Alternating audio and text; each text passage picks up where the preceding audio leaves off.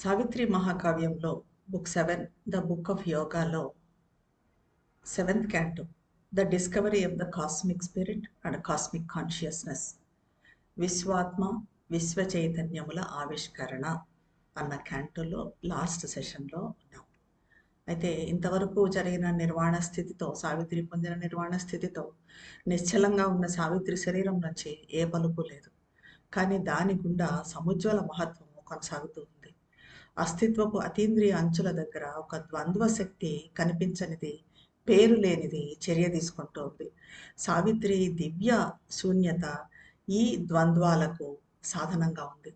ఆమె అస్తిత్వాన్ని స్వాధీనం చేసుకున్న రెండు శక్తులు ఊర్ధ్వంలోనే అతి చేతన, సూపర్ కాన్సియంట్, అలాగే నిమ్నంలోని నిశ్చేతన, it is ఇన్కాన్సియంట్.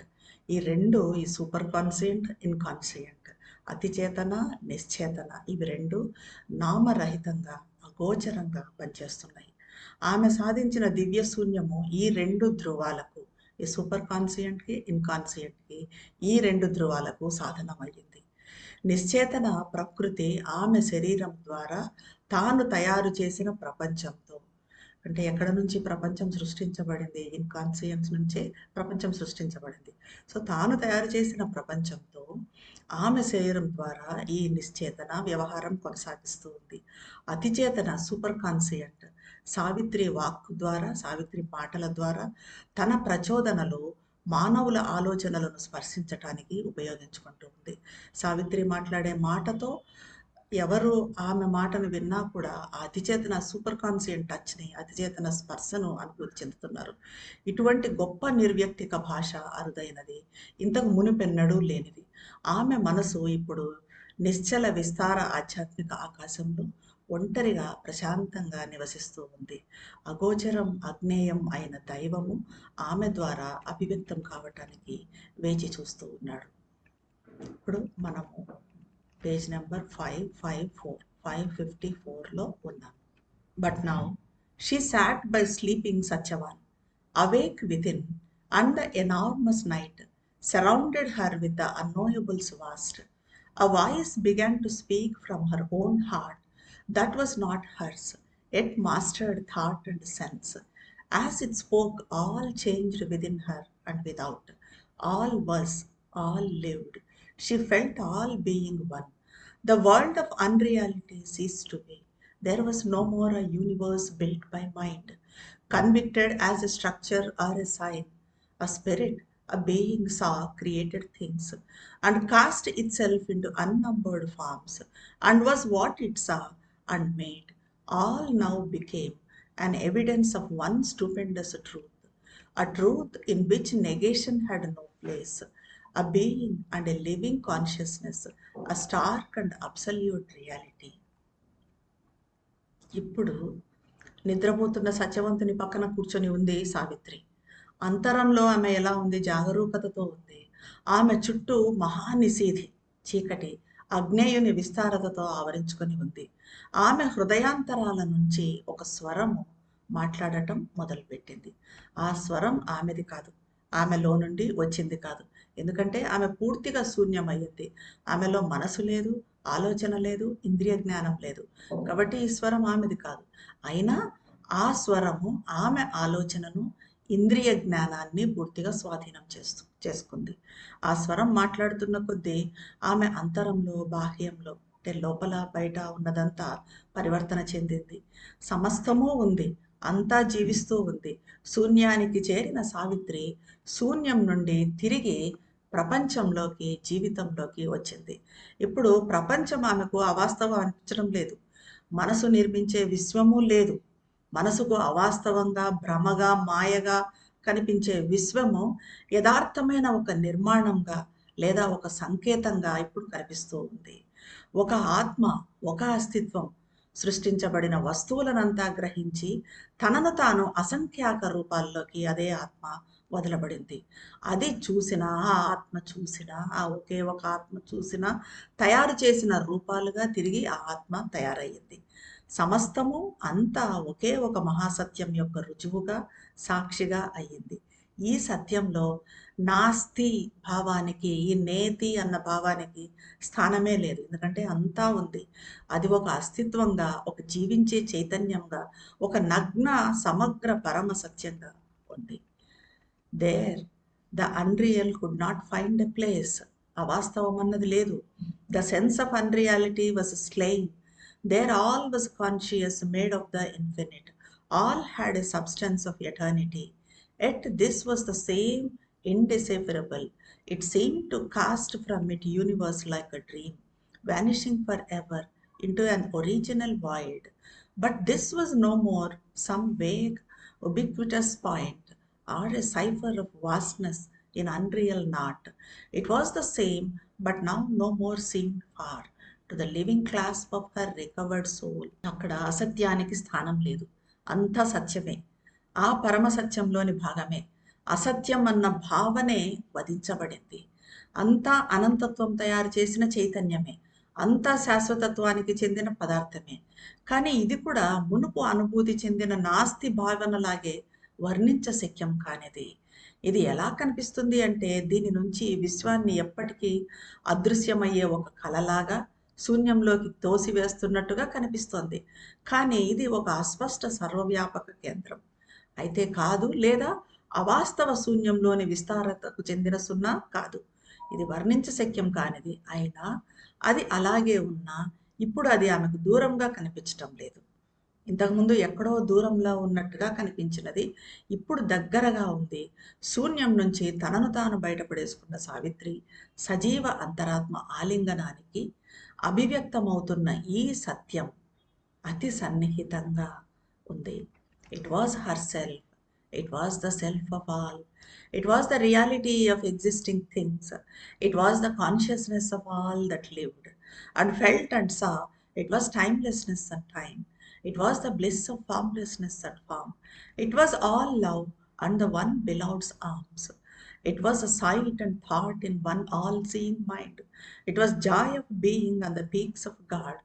She passed beyond time into eternity, slipped out of space and became the infinite. Her being rose into unreachable heights and found no end of its journey in the self. It plunged into the unfathomable deeps and found no end to the silent mystery that held all world within one lonely breast, yet harbored all creation's multitudes. She was all vastness and one measureless point. She was a height beyond heights, a depth beyond depths. She lived in the everlasting and was all that harbors death and bears the wheeling hours. అది ఆమె ఆత్మ. అది అన్నింటి ఆత్మ. అస్తిత్వంలో ఉన్న వస్తువుల సత్యం. జీవించిన, చూసిన, సంవేదించిన అన్నింటి చైతన్యం. అది కాలరహితత్వానికి, కాలానికి, రూపరహితానికి, రూపానికి చెందిన ఆనందం. అది సమస్త దివ్య ప్రేమ, ఆ ఏకైక దివ్య ప్రేమికుని దివ్య హస్తాలు. అది ఏకంలో అంతను చూసే విశ్వ మనసుకు చెందిన దృష్టి, భావము. భగవత్ శిఖరాలపై ఉన్న దివ్య అస్తిత్వపు ఆనందం అది. సావిత్రి కాలానికి అతీతంగా శాశ్వతత్వంలోకి సాగిపోయింది. ప్రదేశం నుంచి, అంటే స్థానము ప్రదేశము అన్నది లేకుండా అక్కడి నుంచి జారిపోయి ఆమె ఒక అనంతంగా మారింది. ఆమె అస్తిత్వం చేరలేని ఉన్నతాలకు పెరిగింది. అలా పెరిగి ఆ ఏకైక ఆత్మలో, పరమాత్మలో తాను చేసే ప్రయాణానికి ముగింపు లేదని కనుక్కుంది. కొలవశక్యంగాని లోతుల్లోకి ఆమె అస్తిత్వం మునక వేసి తన ఒంటరి హృదయంలో సమస్త ప్రపంచాన్ని నిలుపుకొని నిశ్శబ్ద మార్మికతకు అంతం లేదని కనుక్కుంది. అయినా ఆ హృదయము సమస్త సృష్టిలోని బాహుళ్యతకు ఆశ్రయమిచ్చింది, ఏకతను పొందింది, అందులోనే అనేకతకు ఆశ్రయమిచ్చింది. సకల వైశాల్యత ఆమె. అదే సమయంలో పరిమాణరహిత బిందువు ఆమె. ఆమె ఉన్నతాలకు అతీతంలో ఉన్న ఉన్నతం, లోతులకు అతీతంగా ఉండే లోతు, మృత్యువుకు ఆశ్రయమిస్తూ పరిభ్రమించే కాలాన్ని మోస్తున్న శాశ్వతత్వంలో నివసించింది. అంతా తానే అయ్యింది Savitri. All contraries were true in one huge spirit, surpassing measure, change, and circumstance. An individual one with cosmic self in the heart of the transcendence miracle. And the secret of world personality was the creator and the lord of all. Mind was a single innumerable look upon himself and all that he became. Life was his drama and the vast stage. The universe was his body, God its soul. All was one single immense reality, all its innumerable phenomena. Her spirit saw the world as living God. It saw the One and knew that all was He. She knew Him as the absolute self space, one with herself and ground of all things here, in which the world wanders seeking for the truth. Guarded behind its face of ignorance, she followed him through the march of endless time. ఆ ఒకే ఒక మహా ఆత్మలో సకల వైరుధ్యాలు పరిమాణాన్ని, మార్పును, పరిస్థితిని అధిగమిస్తూ సత్యమై నిలిచాయి. ఇక్కడ బుక్ 6లో ప్రపంచ విమోచకుని కార్యం గురించి శ్రీ అరవిందులు అంటారు, ప్రపంచాన్ని అజ్ఞానాంధకారాల నుంచి విమోచన చెందించాలనుకునే జగద్రక్షకుడు సకల ప్రపంచాలు కలిసే సరిహద్దుపై శాశ్వత కాంతిలో ఉద్భవించాలి. అక్కడ ప్రకృతి శిఖరానికి వేసే అడుగుల సరిహద్దులో ప్రతి వస్తువు యొక్క రహస్య ధర్మము సఫలమై ఉంటుంది. సమస్త వైరుధ్యాలు తమ దీర్ఘ అసమ్మతిని గుణపరుచుకుంటాయి. అక్కడ శాశ్వత వైరుధ్యాలు కలిసి కౌకలించుకుంటాయి. బాధ తీవ్ర సంతోషం అవుతుంది. చెడు తన మూలమైన మంచి వైపు మడుతుంది. దుఃఖం ఆనంద హృదయం మీద విశ్రమించి కన్నీటికి బదులు ఆనంద బాష్పాలు రాల్చడం నేర్చుకుంటుంది. అప్పుడు ఇక్కడున్న బాధ ధర్మము పరిసమాప్తమవుతుంది. అతి మానస కాంతి కిరణము మానవ నేత్రాన్ని స్పర్శిస్తుంది. పదార్థాన్ని ఆత్మకిరణంతో జయిస్తూ సత్య చైతన్య ప్రపంచం పృథ్వీపైకి దిగి వస్తుంది అంటారు. ఇలాంటి స్థితిని మరి ఒకే ఒక ఆత్మతో ఏకతను పొందే స్థితిని చేరింది సావిత్రి. వ్యక్తిగత అస్తిత్వము సర్వాతిశయి అద్భుత హృదయంలో విశ్వాత్మతో ఏకమయ్యింది. అది ప్రపంచ మూర్తిత్వ మార్మికత, సకల సృష్టికర్త, సమస్తానికి ప్రభువు. ఈ సృష్టికర్త, ఈ ప్రభువు విశ్వ మనస్సుతో తన వైపు, తానై ఉన్న ఈ బాహుల్యం వైపు తన దృష్టిని సారించాడు. ఈ సమస్త జీవనం ఆయన నాటకం. ఈ బృహత్, ఈ విస్తారత ఆయన నాటకరంగం, స్టేజ్. ఈ విశ్వం ఆయన దేహం. భగవంతుడు ఆ దేహానికి, ఈ విశ్వానికి అంతరాత్మ. అంతా సమస్తము ఒకే ఒక సత్యంగా దృగ్గోచర నానాత్వంతో కనిపిస్తూ ఉంది. సావిత్రి ఆత్మ ప్రపంచాన్ని సజీవ ఆత్మగా దర్శించింది. అంతా ఒకే ఒక సత్యం, కానీ ఎలా దృగ్గోచరం అవుతుంది? నానాత్వంగా, అనేకతగా, బాహుల్యంగా కనిపిస్తూ ఉంది. సావిత్రి ఆత్మ ప్రపంచాన్ని సజీవ ఆత్మగా దర్శించింది. ఆ ఏకైకుడిని చూసింది. అంతా సమస్తము ఆయనే అని తెలుసుకుంది. సమగ్రుని ఆత్మ విస్తృతే ఆయనగా తెలుసుకుంది. ఆయన తన ఆత్మకు భిన్నం కాదు. సమగ్రుడు ఆ పరబ్రహ్మం, ఆమె ఆత్మకు భిన్నం కాదు. అలాగే ఇక్కడి అన్ని విషయాలకు ఆధారము, క్షేత్రము ఆయనే. ఈ క్షేత్రంలోనే అజ్ఞానపు ముసుగు వెనుక సంరక్షించబడుతున్న సత్యం కోసం అన్వేషిస్తూ ప్రపంచం సంచరిస్తూ ఉంది. కాలం చేసే అంతం లేని కవాతులో, ఆ మార్చ్లో ఆమె ఆయన్ను, ఆ సమగ్రుణ్ణి అనుసరించింది. All nature's happenings were events in her. The heartbeats of the cosmos were her own. All beings thought and felt and moved in her. She inhabited the vastness of the world. Its distances were her nature's boundaries. Its closenesses her own life's intimacies. Her mind became familiar with its mind. Its body was her body's larger frame, in which she lived and knew herself in it one, multitudinous in its multitudes. She was a single being at all things. The world was her spirit's wide circumference. The thoughts of others were her intimates, their feelings close to her universal heart, their bodies her many bodies kin to her.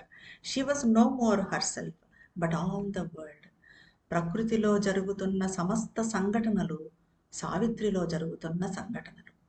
విశ్వహృదయ స్పందనలు ఆమె హృదయ స్పందనలు. సకల జీవుల ఆలోచన, అనుభూతి, చలనం ఆమెలోనే జరుగుతుంది. ప్రపంచ వైశాల్యము ఆమెలో నివసించింది. ప్రపంచ దూరాలు ఆమె ప్రకృతి సరిహద్దులు. ప్రపంచానికి సన్నిహితంగా ఉన్నవన్నీ కూడా ఆమెకు సుపరిచితాలు. ఆమె మనసు ప్రపంచ మనసుకు సన్నిహితమైంది, విశ్వ మనసుకు సన్నిహితమైంది. దాని దేహం ప్రపంచ దేహం ఆమె విస్తార దేహ చట్రంగా మారింది. దానిలో ఆమె నివసించింది. దాని ఏకతలో తాను ఏకంగా తెలుసుకుంది. దాని అనేకతలో తాను అనేకంగా తెలుసుకుంది. అంటే సావిత్రి ఏకంగా మారింది. ఏకం నుంచి అనేకంగా కూడా మారింది. ఈ ప్రపంచం సావిత్రి ఆత్మ విశాల పరిధిగా, ఇతరుల ఆలోచనలు ఆమెకు సన్నిహితాలుగా, అందరి ఆలోచనలు ఇప్పుడు ఆమె ఒకే ఒక ఆత్మ, అందరి ఆత్మ అయింది కాబట్టి అందరి ఆలోచనలు ఆమె ఆలోచనలుగా, అందరి అనుభూతులు ఆమె విశ్వ హృదయ అనుభూతులకు దగ్గరగా అనిపించాయి.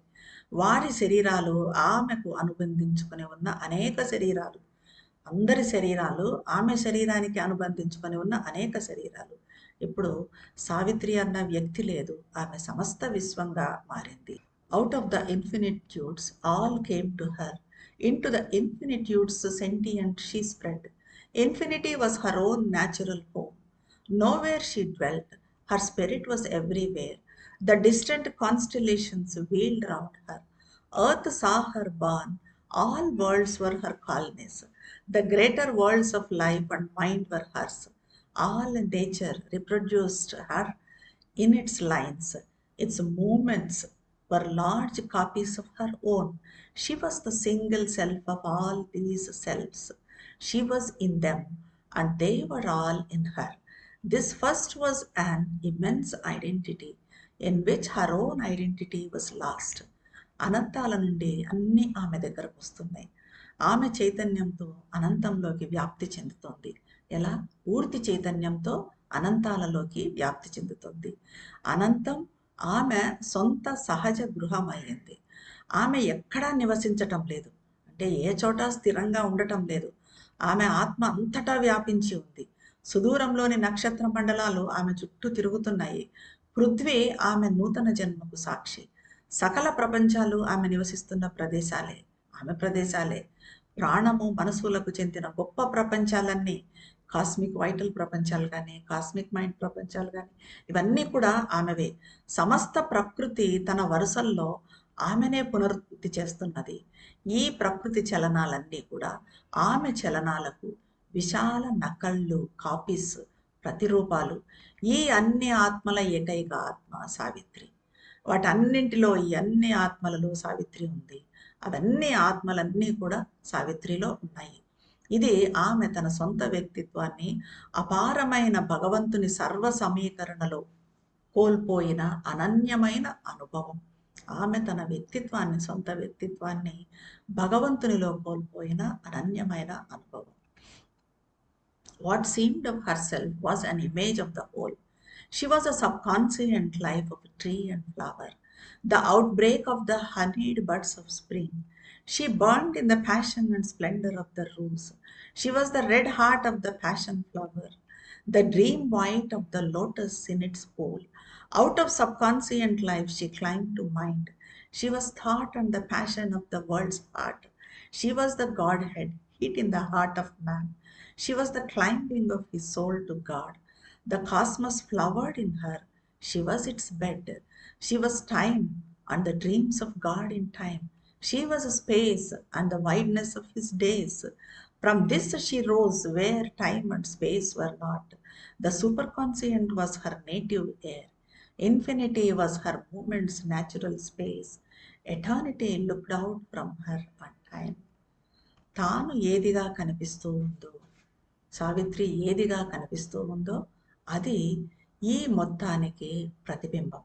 పూర్ణమద పూర్ణమిదం. పూర్ణం యొక్క ప్రతిబింబమే ఆమె. ఒక చెట్టులో, ఒక పుష్పంలోని ఉపచేతన జీవితం, సబ్కాన్షియస్ లైఫ్ ఆమె. వసంత ఋతువులో పువ్వు విరుల మకరంద విస్ఫోటనము ఆమె. గులాబుల భావావేశంలో, వాటి వైభవంలో ఆమె ఉంది.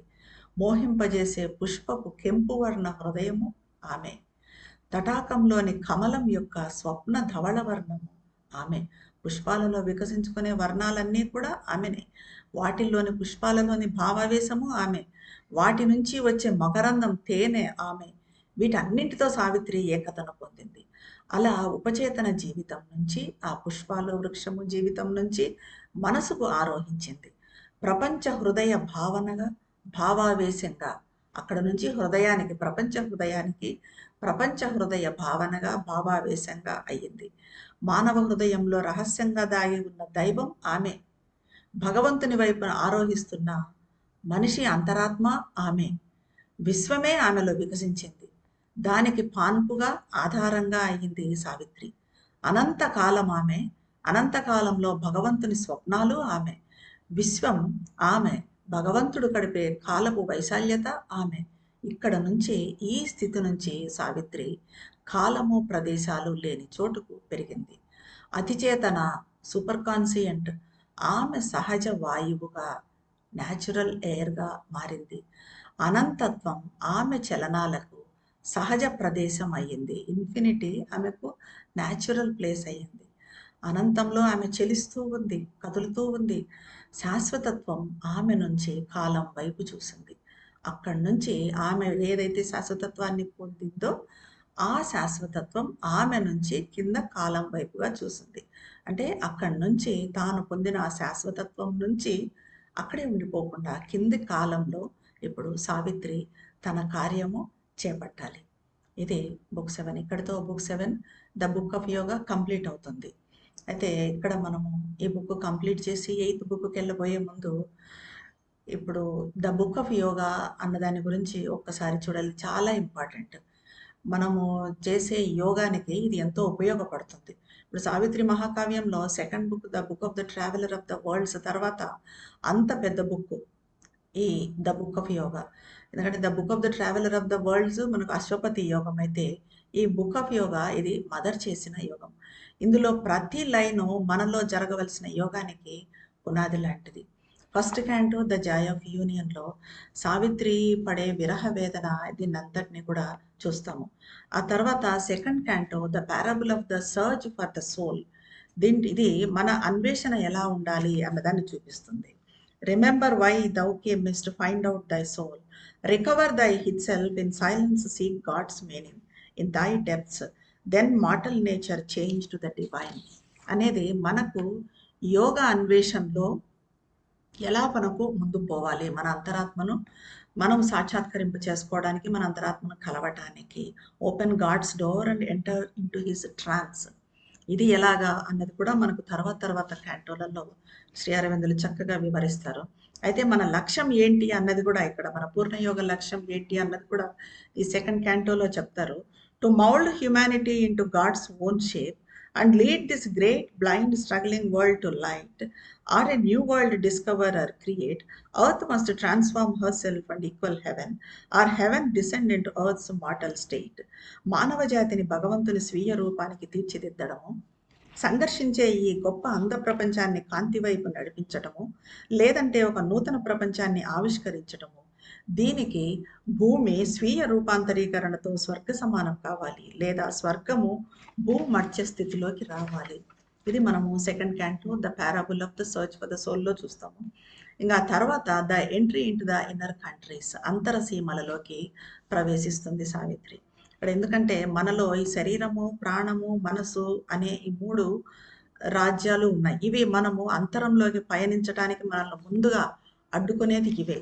సో సావిత్రి ముందుగా భౌతిక తలంలోకి, ఇలా సాధనలో తనను తాను అంతర్ముఖం చేసుకొని సావిత్రి ముందుగా భౌతిక తలంలోకి ప్రవేశిస్తుంది.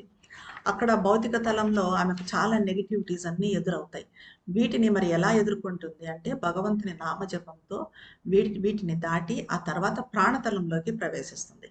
ఇక్కడ ప్రాణతలం ఎంత ఉధృతంగా, ఎంత వేగంగా ఉంటుందంటే అది ఒక ప్రవాహంలాగా వచ్చి సావిత్రిని ముంచెత్తుతుంది. అయితే దీంట్లో ఈ ప్రాణశక్తి ప్రవాహంలో, ఆ వేగంలో సావిత్రి మునిగిపోదు, దాంట్లో కొట్టుకొని పోదు. ఒక సాక్షిలాగా దాన్ని చూస్తూ ఆ ప్రాణతలాన్ని కూడా దాటి వెళ్తుంది. దాటిన తర్వాత మానసిక తలంలోకి, మైండ్లోకి, మెంటల్ స్టేట్లోకి ప్రవేశిస్తుంది సావిత్రి. అక్కడ ముందుగా హేతువు తలాన్ని చూస్తుంది. ఇక్కడ హేతువు తలంలో కూడా మనలో ఈ హేతువు, ఈ కారణము, రీజనము ఇవన్నీ ఎక్కువ అవుతున్న కొద్దీ అంతరాత్మకు స్వేచ్ఛ ఉండదు. కాబట్టి అక్కడి నుంచి ఇది కాదు అని నెక్స్ట్ మేధతలంలోకి ప్రవేశిస్తుంది సావిత్రి. అక్కడ మేధతలం కూడా ఆమెకు అది అంతరాత్మ కాదు, అక్కడ నుంచి ఇంకా పైకి ఎదగాలి అని ఇంకా లోతుకు ప్రవేశిస్తుంది.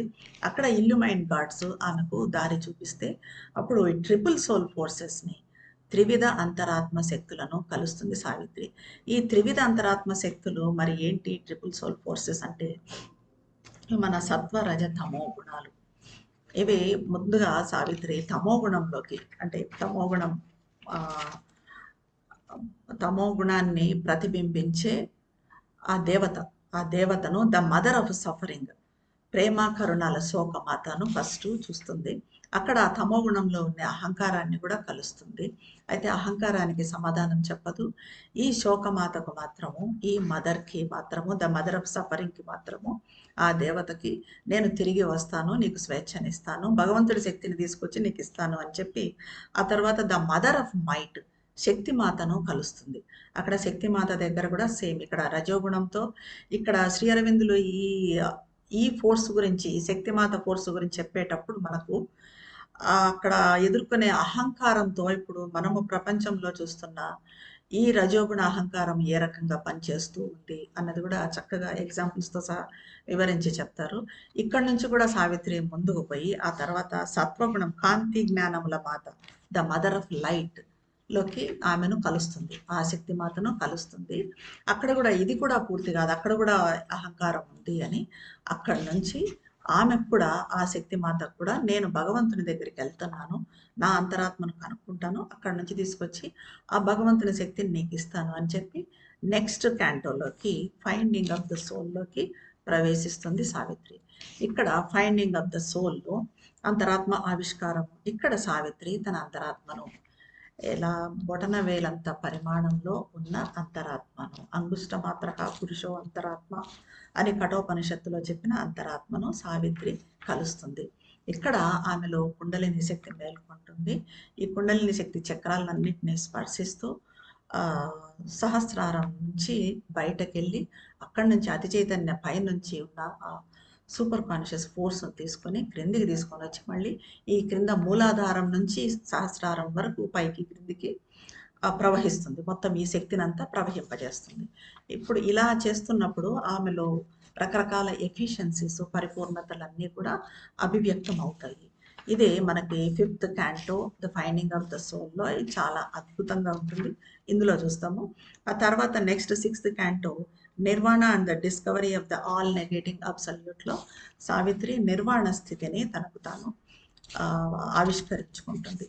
అక్కడి నుంచి అది కూడా ఇది కాదు అన్నట్టు, ఇక్కడ నిర్వాణ స్థితిలో ఆమెకు 2 సంభావ్యతలు కనిపిస్తాయి. ఇది ఏమంటే, నిర్వాణ స్థితిలో ఆమె ట్రాన్సెండెంట్ వరకు వెళ్తుంది, సర్వాతిశాయి వరకు పెరుగుతుంది. అయితే అక్కడి నుంచి అక్కడికి వెళ్ళిన తర్వాత అక్కడంతా కూడా ఆమెకు ప్రపంచం అంతా యథార్థం కానట్టుగా, అవాస్తవంగా కనిపిస్తుంది. కానీ ఇది కాదు అన్నట్టు అక్కడ ఆమెకు 2 సంభావ్యతలు ఉంటాయి. ఏదరు అక్కడ ఆ అవాస్తవికతలో, ఆ దీంట్లో, ఆ శూన్యంలో లయమైపోవటము, లేదంటే ఆమె క్రిందకు దిగి వచ్చి ఆమె పొందిన ఈ పరిపూర్ణతను, ఈ పర్ఫెక్షన్ని, ఈ దివ్యత్వాన్ని క్రింద ఈ ప్రపంచంలో అభివ్యక్తం చేయటము. ఇక్కడ సావిత్రి ఈ రెండవది సెలెక్ట్ చేసుకుంటుంది. ఇంకా అక్కడి నుంచి కిందకి మళ్ళీ ట్రాన్సెండెంట్ నుంచి cosmic spirit and cosmic consciousness, విశ్వాత్మ, విశ్వ చైతన్యంలో ఆవిష్కరణ, the discovery of the cosmic spirit and cosmic కాన్షియస్నెస్కి మళ్ళీ వస్తుంది సావిత్రి. ఇక్కడ ఆమె విశ్వాత్మను, విశ్వ చైతన్యాన్ని రెండింటిని ఆవిష్కరించుకొని అక్కడి నుంచి అనంతత్వం నుంచి ఇక్కడికి ఈ పరిమిత కాలం వైపు చూస్తుంది. అనంతత్వం నుంచి ఇప్పుడు సావిత్రి అనంతత్వానికి చేరి అనంతత్వాన్ని సాధించిన సావిత్రి క్రిందకి దిగి వచ్చి ఆమె నిర్వర్తించాలనుకున్న కార్యాన్ని ఇప్పుడు చేపట్టాలి. దీని తర్వాత మనం నెక్స్ట్ సెషన్లో 8th book, the book of death చూద్దామండి. ధన్యవాదాలు.